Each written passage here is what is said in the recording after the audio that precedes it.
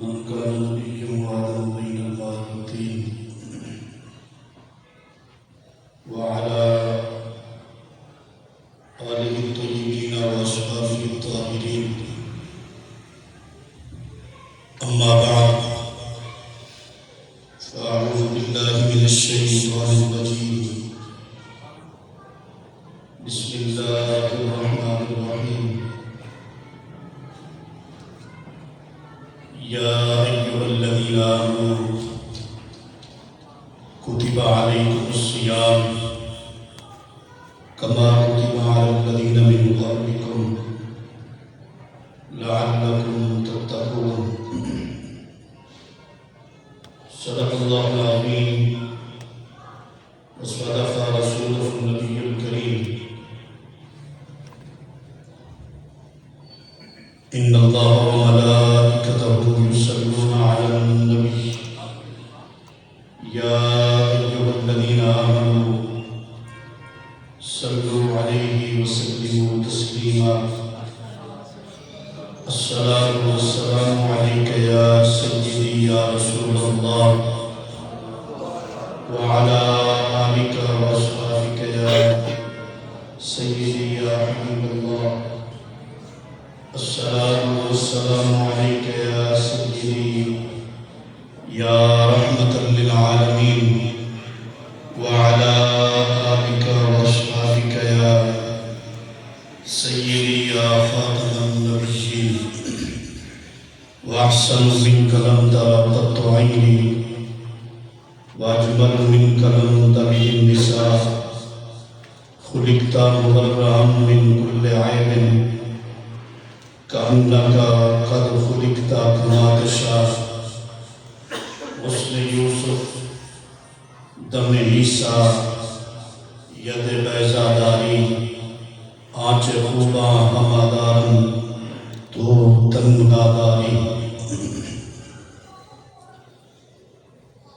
زمین و زمان تمہارے لیے، مکین و مکان تمہارے لیے، بنے دو جہاں تمہارے لیے، دہن میں زبان تمہارے لیے، بدن میں ہے جان تمہارے لیے. ہم آئے یہاں اٹھے بھی وہاں، چمک تجھ سے پاتے ہیں میرا دل بھی چمکا دے. رہے گا یوں ہی ان کا پڑے خاک ہو جائیں تو زندہ ہے واللہ، تو زندہ ہے واللہ. میری چشم عالم سے چھپ جانے والے، چمک تجھ سے پاتے ہیں سب پانے والے. میرا دل بھی چمکا دے چمکانے والے. اللہ تعالیٰ کے فضل و کرم، سرکار کائنات، فخر موجودات، امام الانبیاء حضور حضرت محمد مصطفیٰ احمد مجتبیٰ صلی اللہ تعالی علیہ وبارک وسلم کے نالین پاک کے تصدف جمعۃ المبارک کی پروقار تقریب سعید میں حاضر ہے. دعا ہے اللہ تعالیٰ ہم سب کی حاضری کو شرف قبولیت عطا فرمائے. ماہ شعبان کی آخری جمعہ، آخری ایام، استقبال رمضان. اللہ تعالیٰ ماہ پاک کی برکتیں، رحمتیں ہم سب کو نصیب فرمائے. حضرات گرامی، انبیاء کرام علیہم السلام معصوم عن الخطا ہیں. اللہ کی رحمت سے ملائکہ معصوم عن الخطا ہیں. باقی انسانوں سے معصومیت جدا کر دی جاتی ہے۔ اللہ رب العزت جسے چاہے گناہوں سے محفوظ فرما کر اپنی قربت عطا فرما دے۔ بخشش، عنایت، فضل، رحمت اس کی جس کے ساتھ ہو جائے اسے مقام بلند مل جاتا ہے۔ وہ کریم ذات ہے، مہربان ہے، اس نے اپنے بندوں کو بلندی درجات کے لیے، اپنے بندوں کی بخشش کے لیے کئی اسباب عطا فرمائے کہ جو اسباب بندے کو اپنے رب کی قربت عطا فرما دینے والے ہیں۔ کئی موقع عطا فرمائے کہ ان مواقع کا فائدہ اٹھا کر بندہ اپنے خالق کی قربت عطا کر لیتا ہے اور مقام بلند پا لیتا ہے۔ خاص طور پر گناہگاروں کے لیے کریم آقا صلی اللہ علیہ وسلم کے تصدق اللہ کریم نے لا تعداد ایسے اسباب عطا فرمائے ہیں، ایسے مواقع عطا فرمائے ہیں، ایسے ماحول عطا کیے ہیں کہ بندگان خدا اللہ رب العزت کی اپنے پروردگار کی طرف رجوع کریں، اللہ کریم ان کی بخشش و معافی کا اعلان فرما دے۔ دیکھیے یہ بخشش کے اسباب میں سے ہے 5 وقت کی نماز کا ملنا، کہ بندہ جب نماز کے لیے سر جھکاتا ہے، سر سجدے میں رکھ کر اپنے مالک کی عظمت کو بیان کرتا ہے تو گناہ کندھوں پہ، سر پہ جو بوجھ ہوتا ہے وہ سب اتر جاتے ہیں، بندہ اللہ کی قربت میں آ جاتا ہے۔ یہ سبب ہے بندے کو اپنی قربت عطا کرنے کا۔ یہ صدقات، یہ خیرات، سخاوت، اخلاق، دنوں میں برکت، راتوں میں برکت، کہیں تہجد کی نماز، کہیں اشراق، کہیں چاش، کہیں صلاۃ اللیل، صلاۃ الاوابین، صلاۃ التوبہ، صلاۃ الکسوف، یہ ساری عصمتیں اس لیے دی کہ بندہ خدا میری قربت کی طرف آ جا اور میری رحمت کے سمندر میں غوطہ زن ہو جا اور مجھے اپنا مان کر میری طرف رجوع کرتا جا اور میں تجھے مقام عطا کرتا چلا جاؤں۔ اسی طرح قرآن مجید کا ملنا یہ بندوں کو اللہ رب العزت کی بارگاہ کی طرف لے جانے کے لیے کریم آقا صلی اللہ علیہ وسلم کی تشریف آوری سب سے بڑی رحمت ہے اللہ کی حضور کی ذات کہ آپ کے دامن سے جو وابستہ ہو جائے وہ اللہ رب العزت کی قربت اور رحمت کا حقدار بن جاتا ہے۔ اسی طرح اللہ رب العزت نے ان اسباب میں سے ایک سبب رمضان المبارک کا بھی عطا کیا کہ سال کا ایک مہینہ ایسی برکتوں، رحمتوں، عنایتوں والا مہینہ دیا ہے جس کا ایک ایک لمحہ، ایک ایک لحظہ، ایک ایک گھڑی بڑی ہی شان و شوکت والی ہے، جہاں ہر لمحہ بخشش ہی بخشش ہے، عنایت ہی عنایت ہے، کرم ہی کرم ہے، فضل ہی فضل ہے۔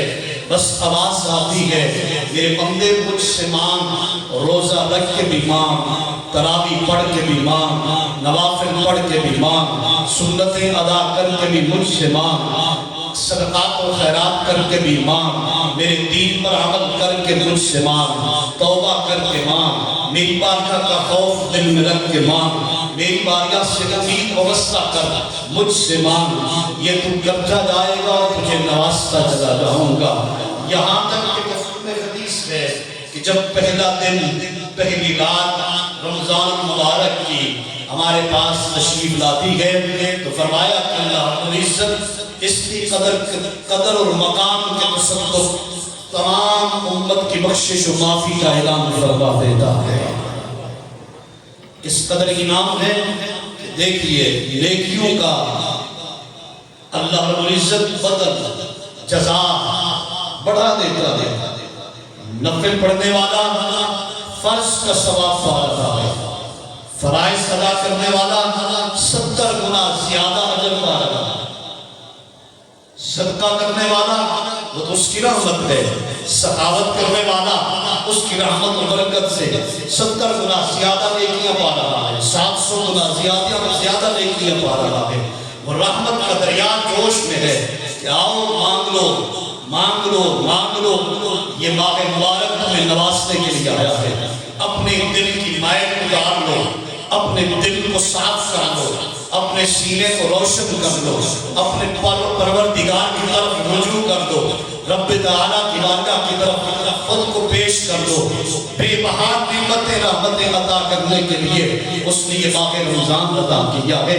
پھر اس کی رحمت اور جوش میں آئی، فرمایا کہ اس نے ایک رات ایسی بھی رکھی ہے جو 1000 مہینوں سے بھی افضل ہے۔ ایسی برکت، ایسی شان والی رات ہے یہ قرآن کے نزول کا مہینہ، قرآن کی تلاوت کا مہینہ۔ اللہ اس کو دنیا اور آخرت میں ہرا بھرا کرے جس کا یہ مہینہ مسجدوں میں گزرتا ہے، جس کا یہ مہینہ دین کی خدمت میں گزرتا ہے، جس کا یہ مہینہ اللہ کی یاد میں گزرتا ہے۔ اس سے بڑا خوش نصیب کون ہے جو اللہ کی طرف سے دیے گئے انعام کو اپنی دامن میں سمیٹ کر اللہ کی بارگاہ کی رحمتوں اور نوازشات کو اپنے سینے میں سما کر اس کی قربتوں کا حقدار بن جاتا ہے۔ ہر نیکی کا بدل بڑھا کر دگنا اجر کر دیا جاتا ہے۔ اب اندازہ کریں، عام 11 مہینوں میں آپ نوافل ادا کرتے ہیں، نوافل کا ثواب نوافل سے دیا جاتا ہے، بدلہ نفلی ثواب سے اتنی ملتا ہے۔ آپ جس قدر نیکی کریں اس کی مہربانی کر نوازی بڑھا دے، 10 گنا دے دے، 70 گنا دے دے۔ مگر اس ماہ پاک میں فرماتا ہے تو نفل ادا کرتے ہو فرض کا ثواب مل جاتا ہے۔ پھر یہ بھی ذہن نشین رکھیے کہ کوئی یہ کرے کہ نوافل ادا کرتا رہو، فرض کی مجھے کیا ضرورت ہے؟ فرض ادا نہیں ہوتا جب تک فرض کو ادا نہ کر لیا جائے۔ تو نفل جو ادا کی جاتی ہے ثواب فرائض کا دے دیا جاتا ہے، مطلب اتنی بڑا ثواب دے کر بندگان خدا کو بہت بڑا تحفہ دیا جاتا ہے۔ یہ رمضان کے صدقے تمہیں اجر و ثواب مل رہا ہے۔ میرے کریم آقا صلی اللہ علیہ وسلم کا فرمان پاک، اللہ کا فرمان زبان مصطفیٰ سے یوں بھی ارشاد ہوا کہ ہر نیکی کا بدلہ 70 گنا بھی گئے، 700 گنا بھی گئے، بڑھا بھی دیا جاتا ہے، نوافل کو فرائض میں بھی گئے۔ مگر سنو، رمضان میں روزے کا جو ثواب کیا ہے، یہاں ہم کوئی تعداد بیان نہیں کرتے، کوئی لیمٹ بیان نہیں کرتے، کوئی حد بیان نہیں کرتے۔ ہم نہیں بتاتے کہ ایک روزے کا بدلہ تمہیں 60 بھر کے روزوں کے برابر دیں گے، ایک روزے کا بدلہ تمہیں اتنی اجر و ثواب سے دیا جائے گا، بلکہ فرمایا کہ بندگان خدا یہ روزہ الصوم لی وانا اوصی بہ، فرمایا کہ روزہ تو میرے لیے ہے، اس کا اجر خود میری ذات ہے، اس کا اجر بھی میری ذات ہے۔ اس کے مفہوم کئی بیان کیے گئے، فرمایا کہ ایک طرف میری طرف سے اس کا اجر و ثواب ہے، جس قدر بندے کی طبیعت میں، بندے کی ذات میں روزے کی اہمیت ہوگی، قدر و شان ہوگی، روزہ کی قیمت ہوگی، روزہ کی عزت اور افزائی ہوگی، روزے کا خیال ہوگا، اس قدر اسے اپنی مرضی سے ثواب عطا کر دوں گا۔ اب دیکھیے، آپ کہیں گے کہ روزے کی عزت کا کیا مقصد ہے، روزے کی عزت افزائی اور شان و شوکت کا کیا مقصد ہے؟ ہر ایک روزہ رکھتا ہے، روزہ رکھ کے صبح سے لے کر شام تک کھانے پینے جماع سے رکنے کا نام فقط روزہ نہیں ہے، بلکہ کان کا بھی روزہ ہے، آنکھوں کا بھی روزہ ہے، دل کا بھی روزہ ہے، زبان کا بھی روزہ ہے، اگر ہو سکے تو خیالات کا بھی روزہ ہے۔ یہ تقویٰ کی اعلیٰ مثال کچھ یہ ہے، روزہ رکھتے ہیں، نماز پابندی سے ادا نہیں کرتے، مالک کی مرضی ہے، قبول فرما کر جتنی ثواب ہے اس کو ہے، روزے کی پابندی کے ساتھ ساتھ نماز کی بھی پابندی کرتے ہیں، ان کا جو ثواب اس سے بڑھ کر ہے۔ تو نماز رمضانہ کے ساتھ اللہ کے حضور رات کو قیام اللیل تراویح کی صورت میں تراویح بھی پڑھ رہے ہوتے ہیں، اور مزید ثواب پا لیتے ہیں۔ کچھ اللہ کے نیک بندے برگزیدہ خلوص طبیعت میں لے کر مسجدوں کا رخ کر کے امام کے پیچھے کھڑے ہو کر جامع مسجد میں آتے ہیں کہ میں سارا دن روزے سے رہا ہوں، اپنی مصروفیات زندگی بھی گزاری ہے، اب اللہ کا قرآن کی تراویح کی صورت میں سنوں گا، اس کو ایک ایک حرف کے بدلے خبر نہیں کتنی نیکیاں مل رہی ہوگی۔ اندازہ کیجئے جہاں ہم اس کی اگر تعداد کی بات کریں کس قدر نیکیاں ملتی ہے، ہم اس کو نہیں اس کو شمار کر سکتے۔ عام طور پہ میرے کریم آقا نے ارشاد فرمایا کہ سنو، قرآن کا ایک حرف پڑھنا 10 نیکیاں ہیں، 10 گناہ معاف ہیں، 10 درجے بلند ہیں۔ فرمایا کہ یہ مت سمجھنا الف لام میم ایک حرف ہے، بلکہ الف علیحدہ ہے، لام علیحدہ ہے، میم علیحدہ ہے، 3 حرف پڑھتے ہیں تو 3 نیکیاں پڑھنے والے کو مل جاتی ہیں، سننے والے کو مل جاتی ہیں۔ اب اگر اس کی اور وضاحت خصوصیات کی طرف جائیں، الف خود اکیلا ہو کر بھی اپنے اندر دامن کے اندر کئی الفاظ رکھتا ہے، لام خود اپنے اندر الفاظ رکھتا ہے، میم خود 3 الفاظ رکھتا ہے، 3 الف 3 لام 3 میم، کس قدر جہاں پہ تعداد بڑھتی ہے۔ پھر اس کی تقسیم کیجئے، رب کی رحمت پر مزید اللہ رب العزت کے بندے رش کرتے ہیں، اتنی کریم رب ہے، الف پر کس قدر نیکیاں، لام پر کتنی نیکیاں، میم پر کتنی نیکیاں، یہ سب کچھ عطا کر کے بھی اعلان کرتا ہے یہ تو عام دنوں کی نیکیوں کا حساب ہے، رمضان میں تو 70 گنا بڑھا دیا جاتا ہے۔ اب اندازہ تو کرو، جو بندہ مومن مصلی امامت پہ کھڑے ہو کر قرآن سنا رہا ہے، جو بندہ مومن پورا رمضان پورے قرآن کی تلاوت شد و مد کے ساتھ خوبصورت طریقے سے نماز کے عالم میں طیب و طاہر جگہ پر اللہ کے حضور کھڑے ہو کر سن رہا ہوتا ہے، آپ اندازہ کرو کہ رب کی رحمت میں کس قدر وہ متزن ہو رہا ہوتا ہے۔ روزہ تو ہے ہر ایک کا، کچھ کا روزہ ہے کہ بس نوافل کی سے بھی جان چھڑانی۔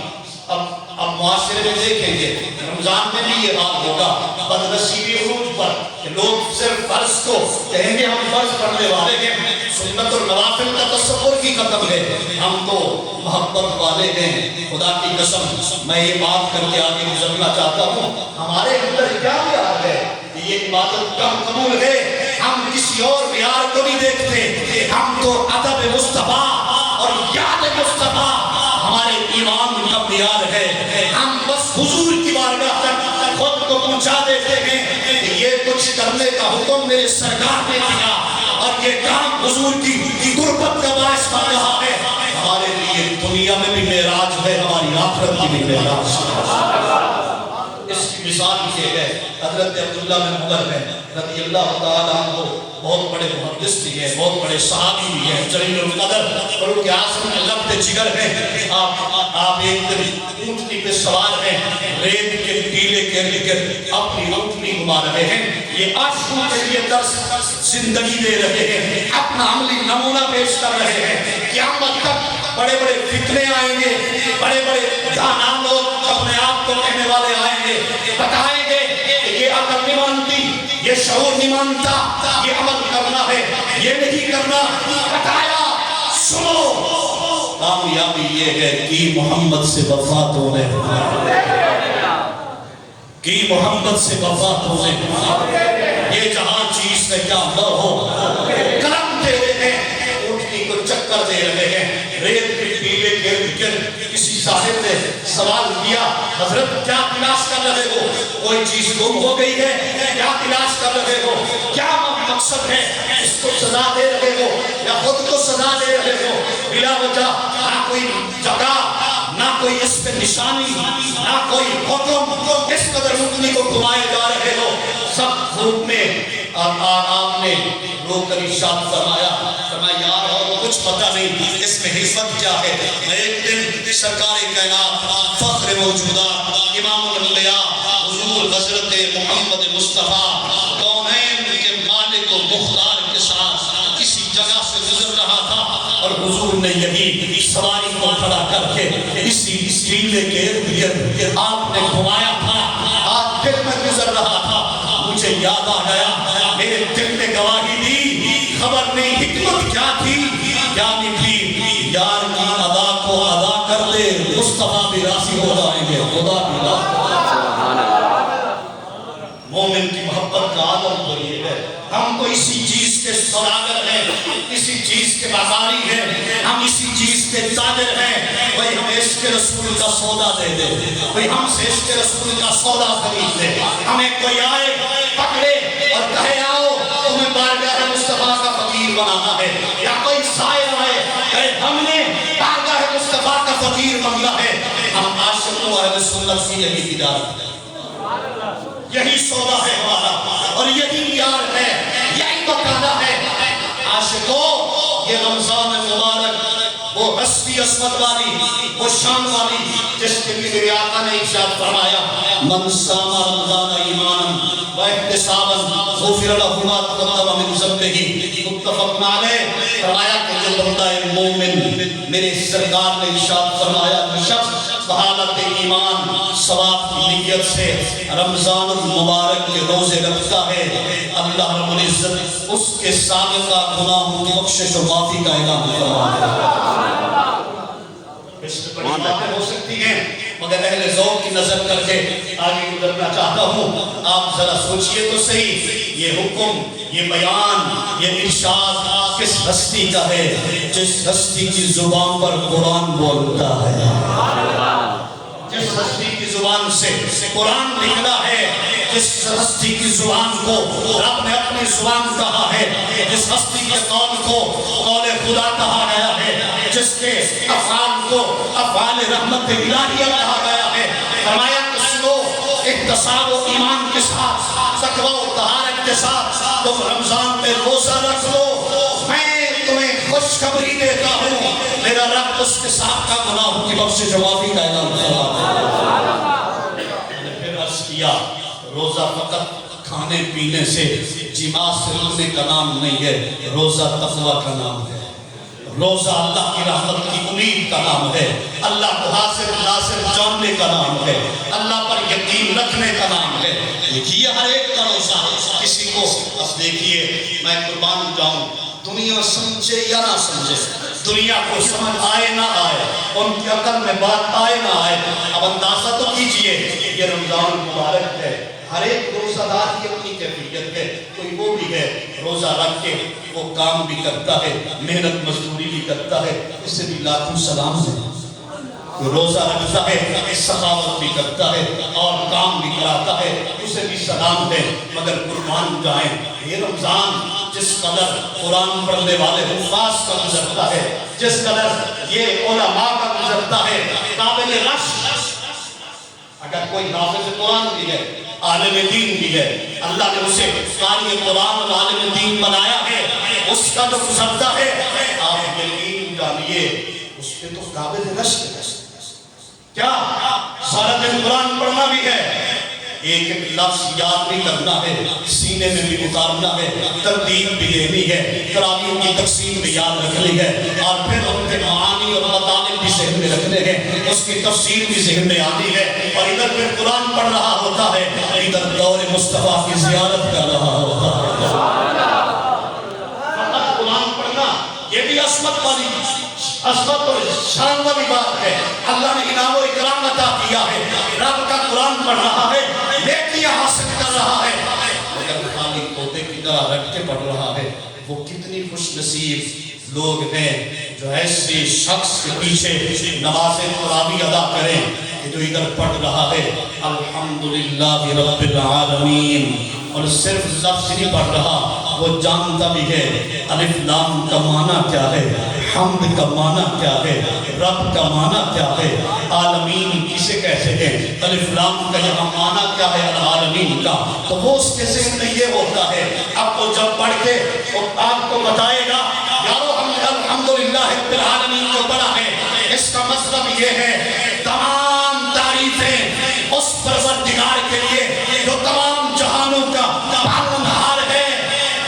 آپ پوچھو گے کس چیز کا معنی ہے تمام تعریفیں, کہے گا یار یہ حمد پر الف لام ہے، یہ استغراق کے لیے ہے، رب اعلان کر رہا ہے ارے سنو دنیا ما فیہا میں جو جو تعریف کے قابل لفظ ہیں، جو جو تعریفی جو چیزیں بھی ہیں اللہ نے پیدا کی ہیں، پیدا کرنے والا تو رب ہے، تو یہ ساری تعریفوں کے لائق بھی وہی ذات ہے۔ اب اہل ذوق سنیے گا تو رب الحمدللہ ہے، ساری حمد کا مالک وہی ہے، للہ رب العالمین جو تمام جہانوں کا پالنہار ہے۔ یارو یہ تمام جہان عالمین کا فرمایا امام، عالمین کا معنی بھی ہے، اس پر اسلام استغراق کا لگا کر اللہ نے پھر واضح کر دیا جس کو پیدا کیا، جس کو رزق دیتا ہے، وہ سب تعریفیں اسی ذات کے لیے اللہ کے لیے ہے۔ اب جو جاننے والا ہے پڑھ رہا ہے وہ عاشقوں کو دلوں کو سکون بخشے گا جب یہ تلاوت کرے گا پڑھے گا اهدنا الصراط المستقیم صراط الذین انعمت علیہم۔ آپ رمضان کی راتوں میں خوشبو ہوتا ہے، ہر ایک باسوں مسجد کی طرف جاتا ہے، اللہ ہمیں بھی رات کی تراویح نصیب کرے۔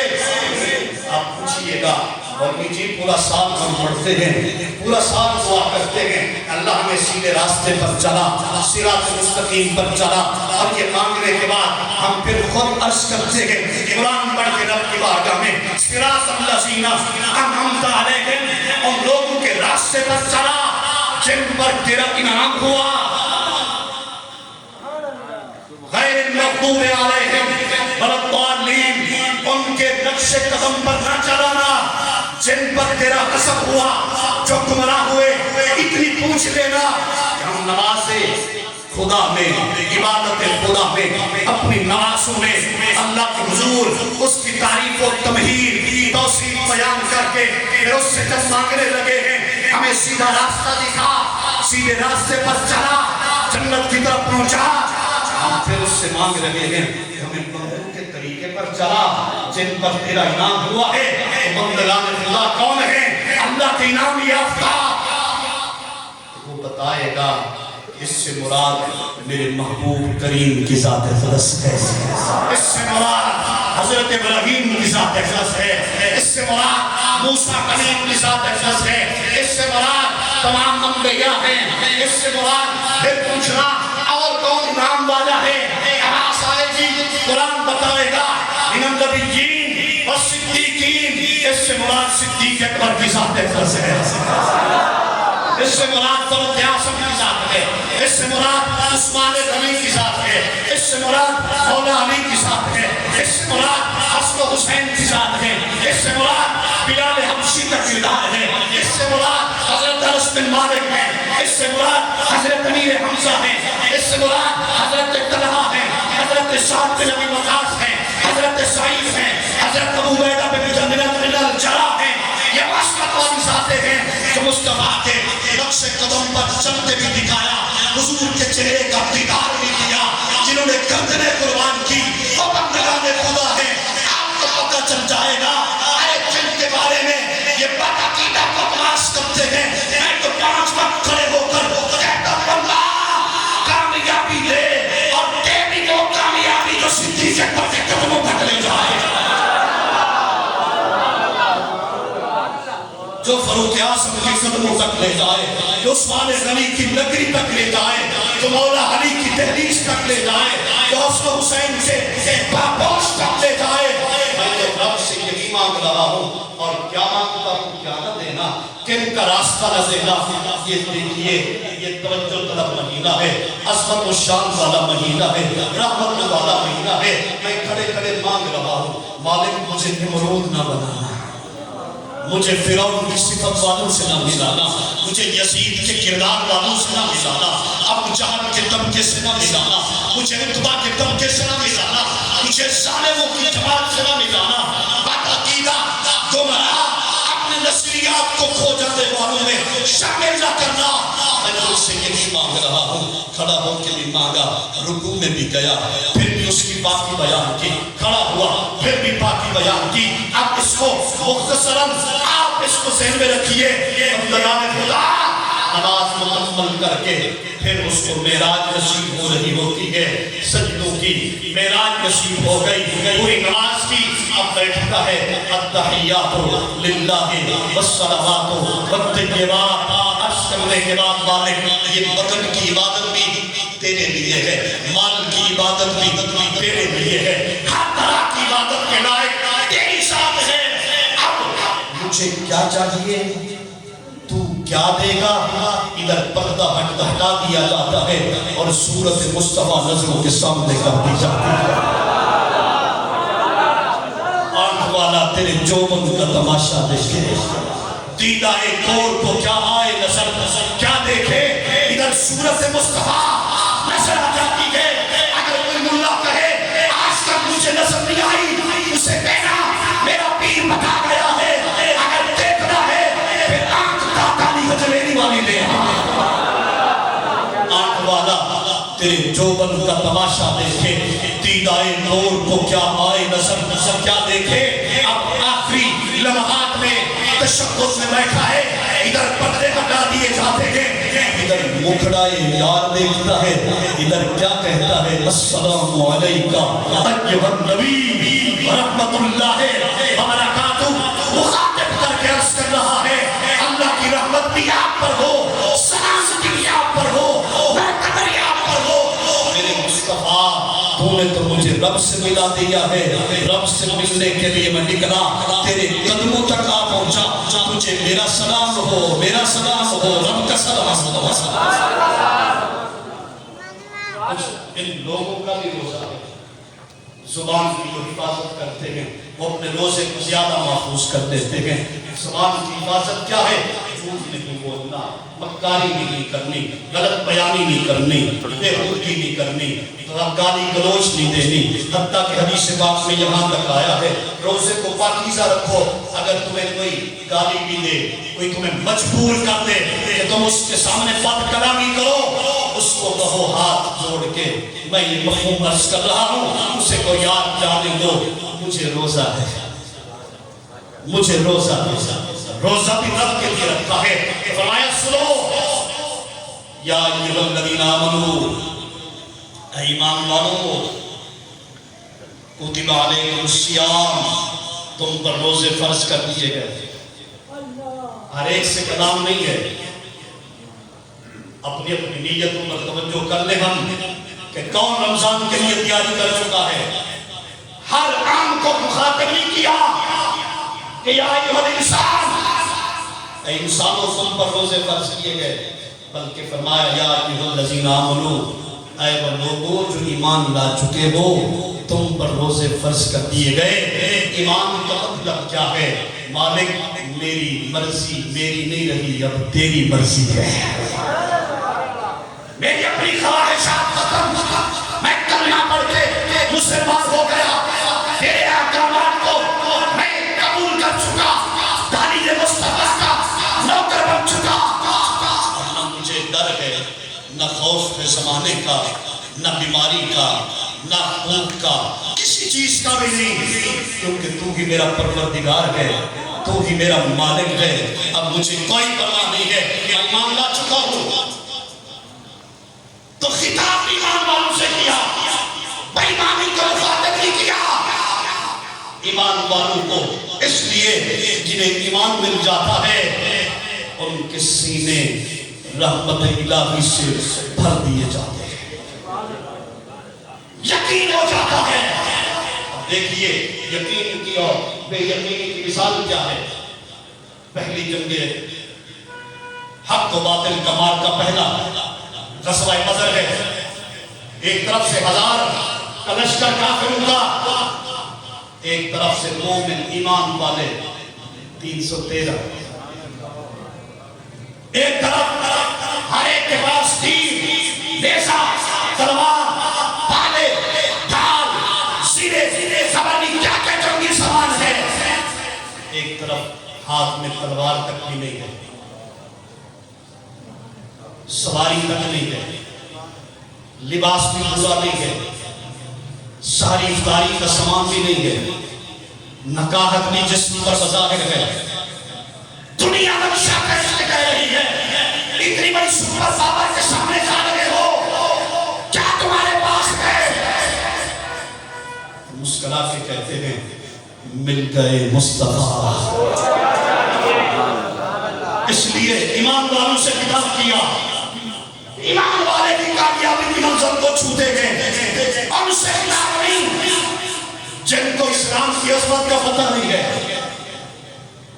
جن کو سارے مذاہب برابر نظر آئے، ان سے تو خطاب ہی نہیں ہے۔ فرمایا ایمان والوں سے خطاب ہے۔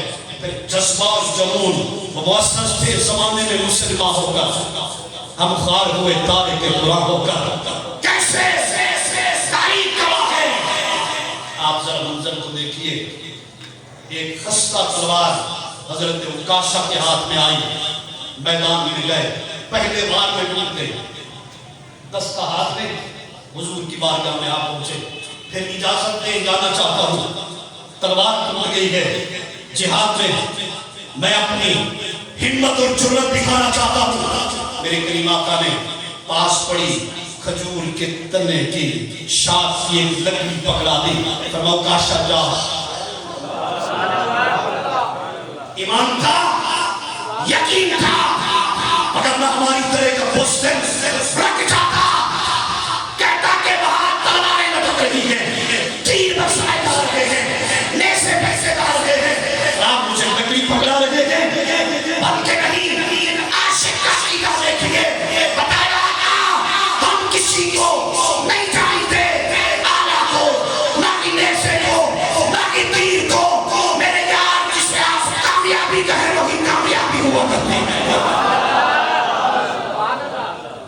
جسے آپ کہیں کامیابی ہے وہ کامیابی ہے، اگر اسی جنون کے ساتھ عقیدے کے ساتھ اسی لکڑی کو اٹھایا، اللہ اکبر کہتے ہوئے لہرایا، فرماتے خدا کی قسم میں نے محبت کی نگاہ سے ایک مرتبہ دیکھو تو صحیح، میں نے کہا یہ کیسی تلوار بنی ہے، جب لہرائی فرمایا ایسی چمکتی دمکتی تلوار نظر آ رہی تھی، یہ چاندی کی چمک بھی اس کا مقابلہ نہیں کر سکتی۔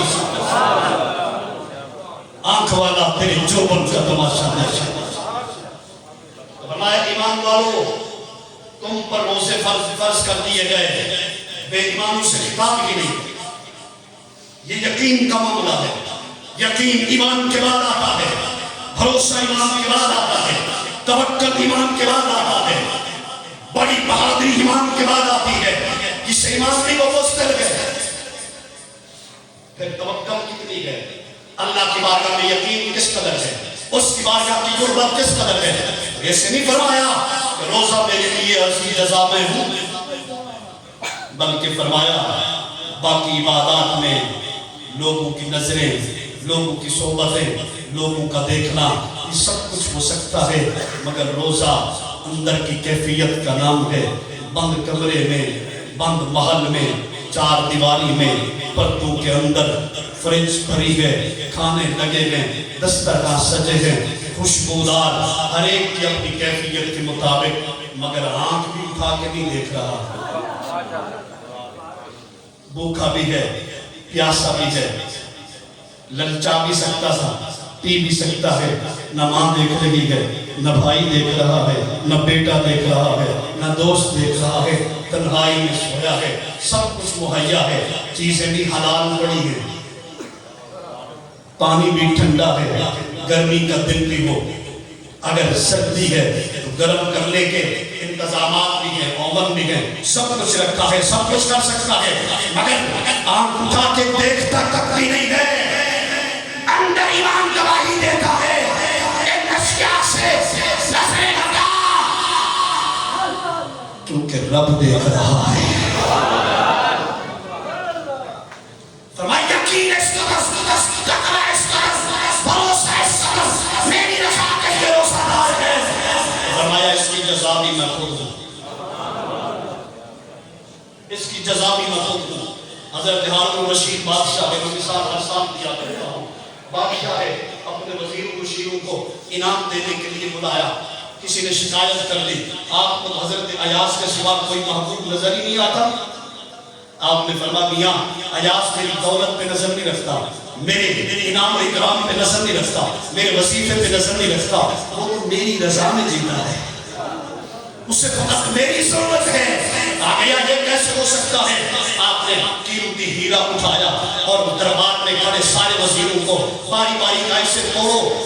سب رونے لگے، کہنے لگے اتنی اربوں خربوں کا یہ ہیرا ہم توڑ دیں ہتھوڑے سے، کیا کر رہے ہو آپ؟ ایک بار کہا، دوسری بار کہا، سب نے معذرت کر لی. آپ مذاق کر رہے، ہم توڑیں گے، آپ یہ کر دیں گے، وہ کر دیں گے، یا اتنی نقصان ہم کیوں کریں اگر آپ کی اجازت بھی ہو. آخر میں حضرت ایاز سے کہا، فرمایا ایاز اس کو توڑ دے.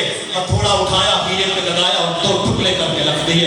آپ نے فرمایا ایاز تجھے خبر ہے ہم تیری جان بھی لے سکتے ہیں، اتنی بڑا قیمتی ہیرا تم نے توڑا. اس نے کہا حضور جان کی پرواہ تو تب ہو کہ جان میری اپنی ہو، اس کی قیمت تو تب دیکھوں جب میری نظر اس ہیرے پر ہو، ان جواہرات پر ہو. ہم تو تیرے مکھڑے کے شدائی ہیں، تو کہے خوشی دے ہم کہے خوشی دے، تو کہے غصہ ہے ہم سمجھے غصہ ہے، تو کہے دل دے ہم کہے دل دے. فرمایا سنو روزہ دار میرے کے لیے جی رہا ہوتا ہے. میں کہتا ہوں حلال بھی ہے، طیب بھی ہے، طاہر بھی ہے، رزق رکھا ہوا بھی ہے، سب کچھ بھی ہے، کھا بھی سکتا ہے، پھر کیوں نہیں کھا رہا ہے؟ وہ کہتا ہے اس لیے کہ میں نے رب سے وعدہ کیا ہے، میرا ایمان رب پر ہے، وہ دیکھنے والی ذات ہے. رب فرماتا ہے کہ پھر جس طرح یہ مثال ملتی نہیں ہے، وہ بڑی کریم ذات ہے. جس طرح ہارون رشید نے پھر سب کو کہا اب دیکھو اگر میرا ایاز چاہے تو اسے سلطنت بھی دے سکتا ہوں میں. رب بھی فرماتا ہے جو میرے لیے سب کچھ کرتا ہے پھر میری رحمت اسی کے لیے ہو جایا کرتی ہے. یہ نام و اکرام کے دن. مگر سنیے آخری لمحات میں شاید کہ اتر جائے تیرے دل میں میری بات، ہم بڑی گری ہوئی قوم ہو گئے. یقین کریں دل افسردہ ہے، پریشانی ہے، دکھ ہے، ملال ہے، بے غیرتی کی زندگی جی رہا ہوں میں اپنی بات کروں، آپ اللہ کے نیک بندے ہیں. کیونکہ میرے کریم آقا نے ارشاد فرمایا لا ایمان لمن لا غیرت له، جس کے پاس کسی مومن کے لیے غیرت نہیں ہے اس کے پاس ایمان نہیں. کس قدر سے کس قدر سے مسلمانوں کو مٹایا جا رہا ہے اور ہم خاموش ہیں. 23 ارب ممالک اپنا قیمتی خزانہ آج بھی اسرائیل کے قدموں میں رکھ کے بیٹھے ہیں. حرمین شریفین کی کمائی کھانے والے وہ بدماش آج بھی یہودیوں کے حرمین شریفین میں وزٹ کرا کے انہیں ان کے تلوے چاٹ رہے ہیں. عرب امارات کے وہ ظالم آج بھی مندر پر آ کے مودی کو خوش کر رہے ہیں. اسلام سے یہ دین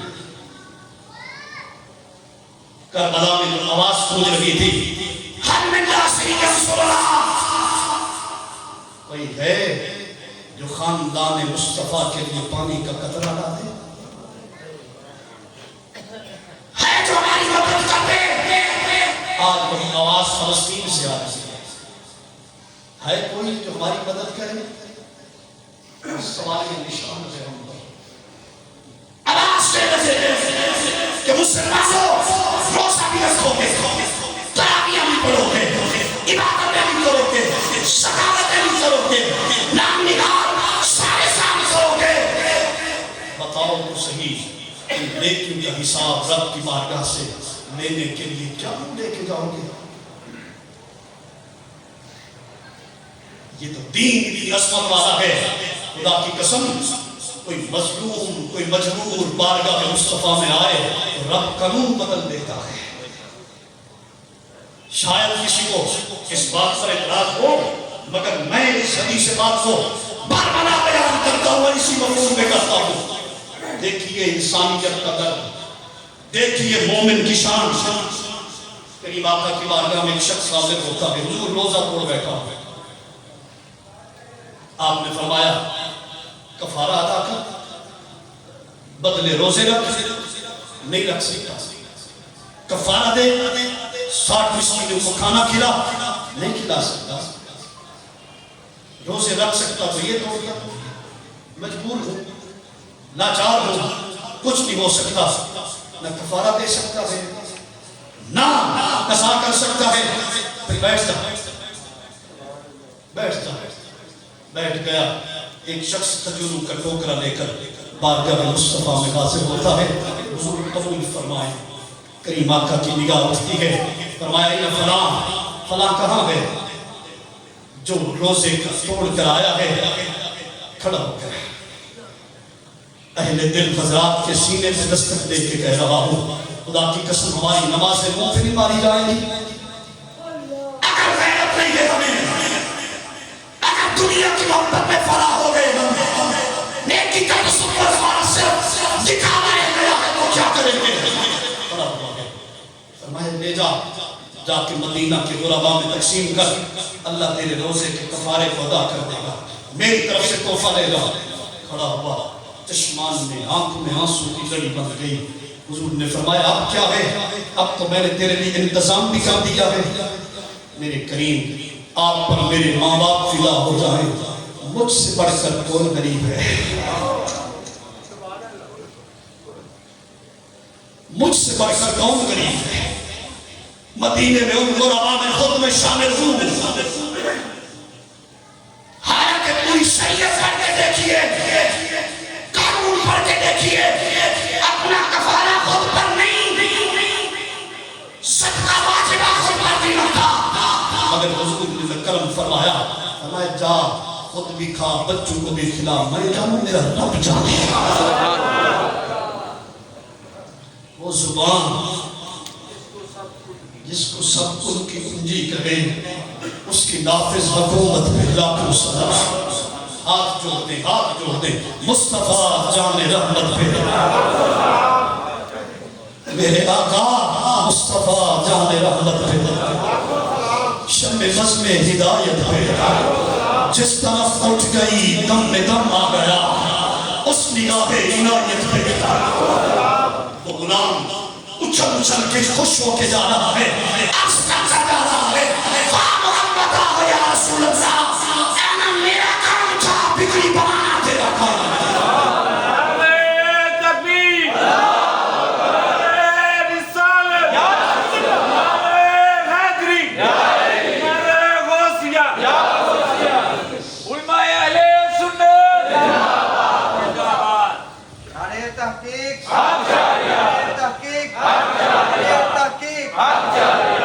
لبیک یا رسول اللہ، لبیک یا رسول اللہ، لبیک یا رسول اللہ، لبیک یا رسول اللہ، لبیک یا رسول اللہ، لبیک یا رسول اللہ،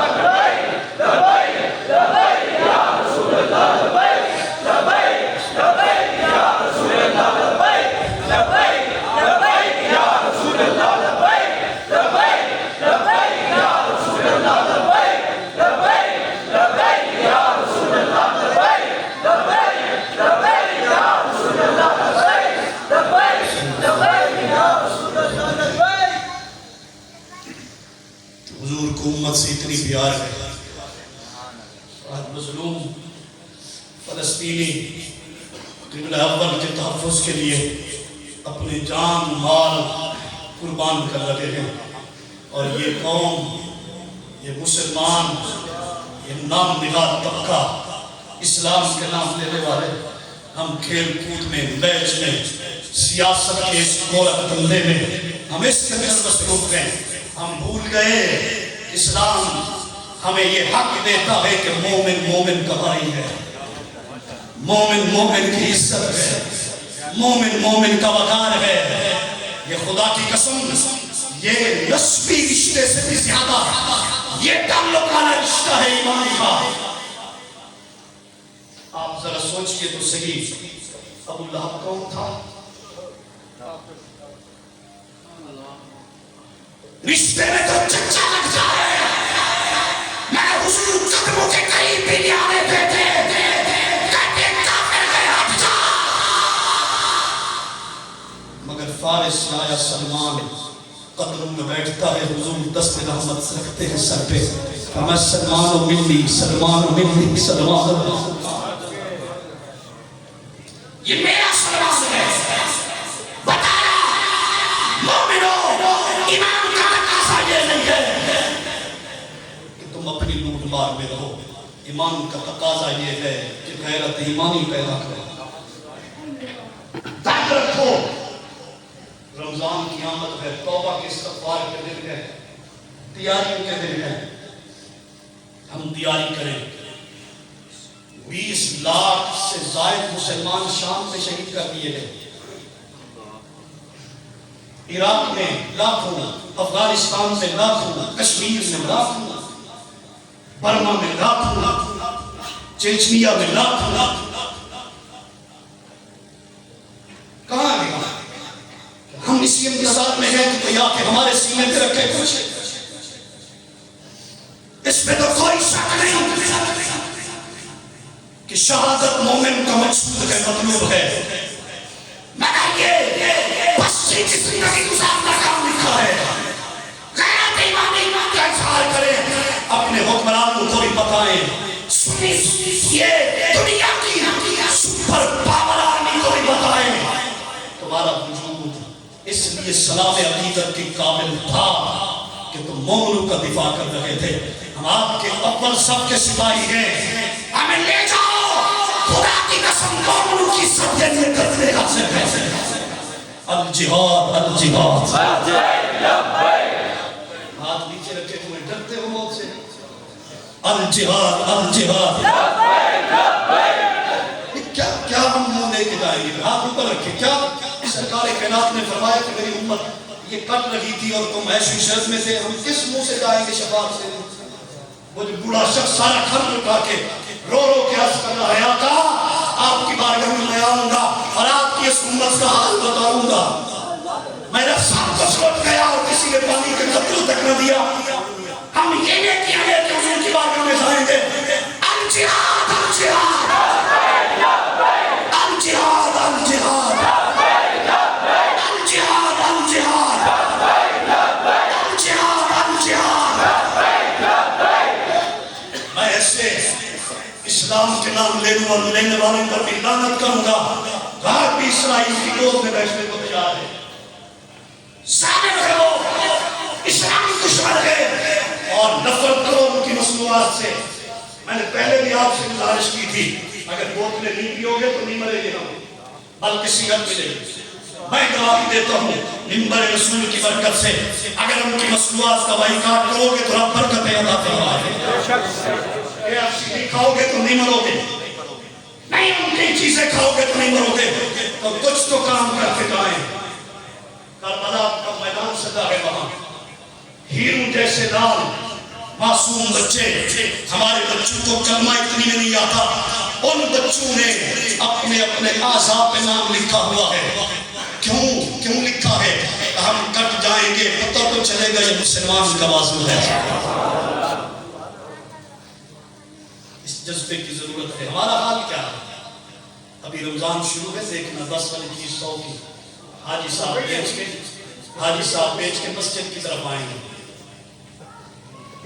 غلام مصطفیٰ عبداللہ عبد الرحمن یہ کسی کا نام یہاں ہو تو اس کو میں نہیں مخاطب کر رہا اللہ راج کہہ رہا ہوں ویسے مسلمان ہے یہ نام والے ہم کیا کریں گے روزہ آ گیا ہے جی چیزیں نہیں دی کس کے لیے میں نہیں کر رہے تھے کن کے لیے آپ ذخیرہ اندوزی کر رہے ہیں کس کی وجہ سے کہ مسلمان روزہ افطار نہ کریں چینی چھپ جائے پانی نہ پی سکیں فروخت غائب ہو جائیں گے مہنگے ہو جائیں گے روزے دار کی دسترس نہ جائے خدا را کس طرف جا رہے ہیں ذرا سیکھیے تو صحیح حضرت عثمان غنی جب تجارت کر کے 10,000 اونٹ لائے مدینے میں پتہ چلا کار ساتھی اناج نہیں ہے چاہتے مہنگے دام لے سکتے تھے گھر کو کما سکتے تھے بارگاہ مصطفیٰ میں آ کے ہاتھ جوڑ دیے میرے آقا یہ جتنی بھی سامان لایا کوئی قیمت نہیں ہے سب آپ کے قدموں کے صدقے آپ کے غلاموں پہ تقسیم کرتا ہوں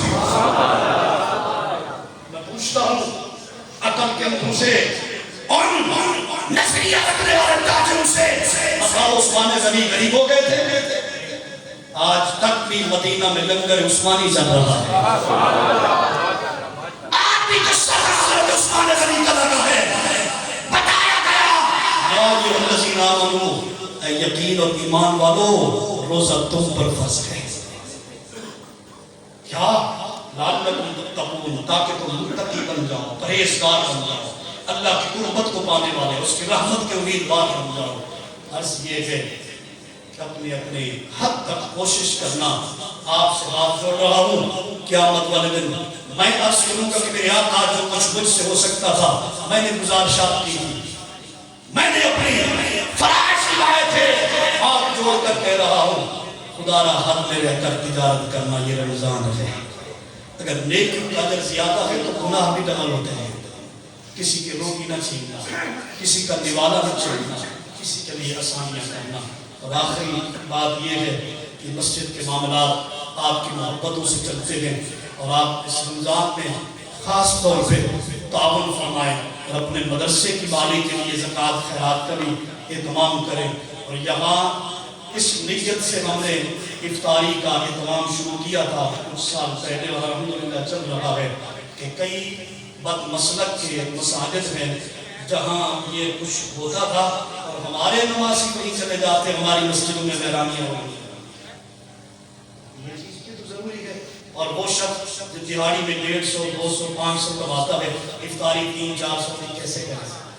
ہم نے شروع کیا یہاں افطاری کا، اور دوست بڑے زندہ دلی سے یہاں اہتمام کرتے ہیں، خود چیزیں لاتے ہیں، خود تقسیم کراتے ہیں اور اہتمام کرتے ہیں، تو ہماری ذمہ داری لگاتے ہیں، ہماری انتظامیہ خادمین کی پورا رمضان یہ ماشاءاللہ دسترخوان سجتا ہے۔